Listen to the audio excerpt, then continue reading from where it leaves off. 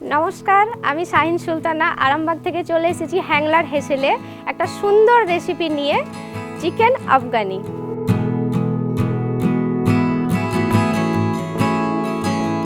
Chicken আফগানিটা বানানোর জন্য এটা পুরোটাই ম্যারিনেশন পদ্ধতিতে বানাতে হবে।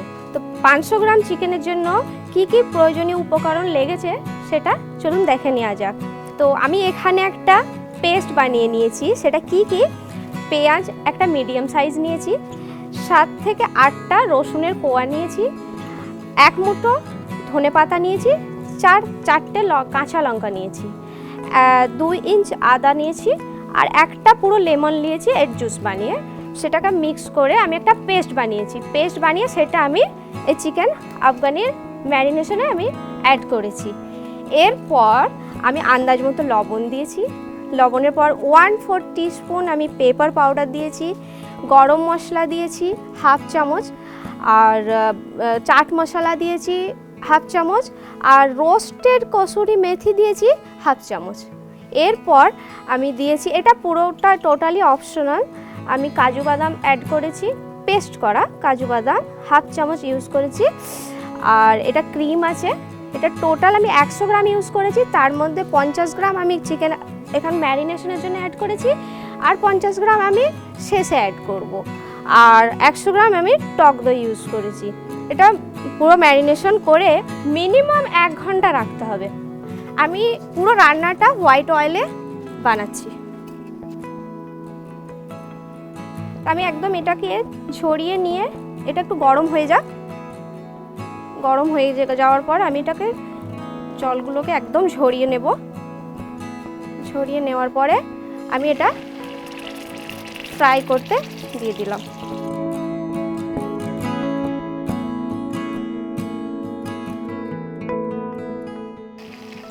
এখন আমি একবার এটা কভার করে দিচ্ছি। চাপা দিয়ে আমি কিছুক্ষণ এ করবো।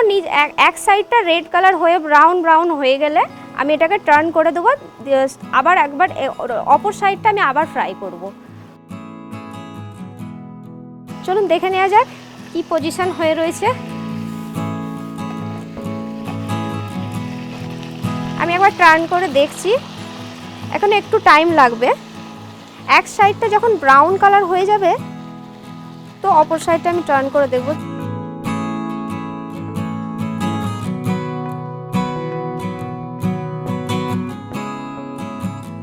চলুন এবার দেখে নেওয়া যাক কতটা হলো।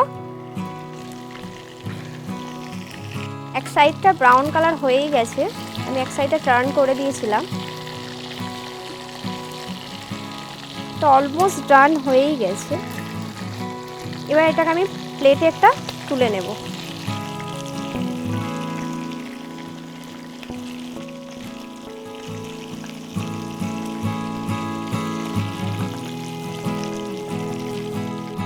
এখন যে এক্সেস যে আমি মশলাটা আমি ইউজ করেছিলাম, যেটা ম্যারিনেশনের সময় ইউজ করেছিলাম, সেটা আমি এই তেলে দিয়ে দিলাম।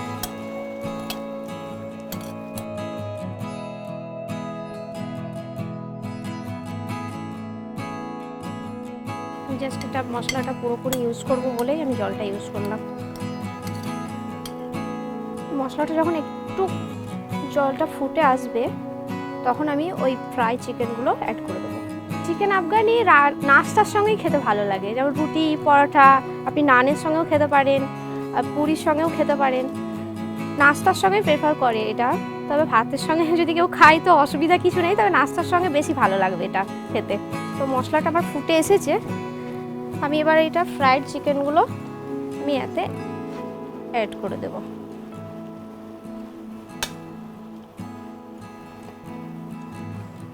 আমি এই মশলাতেই 7 থেকে 8 মিনিট মিডিয়াম ফ্লেমে আমি এটাকে কুক করতে দেবো, কারণ এর মধ্যে পুরো এই গ্রেভিটা এর মধ্যে পুরো জুসি ভাব হবে। আমি এটা ঢাকনাটা কভার করে দিচ্ছি মিডিয়াম ফ্লেমে। এবার আমি 10 মিনিটের জন্য এটাকে কুক করতে দিয়ে দিচ্ছি। ফিরে এলাম 10 মিনিট পর। চলুন দেখে নেওয়া যাক চিকেন কি অবস্থায় আছে। চিকেন প্রায় ডান হয়েই গেছে। এরপর আমি বাকি যে বলেছিলাম ফ্রেশ ক্রিম ইউজ করব, তো সেটা আমি বাকিটা অ্যাড করে দিই। ফ্রেশ ক্রিমটা আমি এই জন্য ইউজ করছি, ফ্রেশ ক্রিম বেশি কুক করতে নাই। তো যার জন্য আমি শেষে এটা অ্যাড করলাম আবার। আর একটু কসুরি মেথি, এটাকে আমি দিয়ে দিলাম। আমার ক্রিমি চিকেন আফগানি রেডি।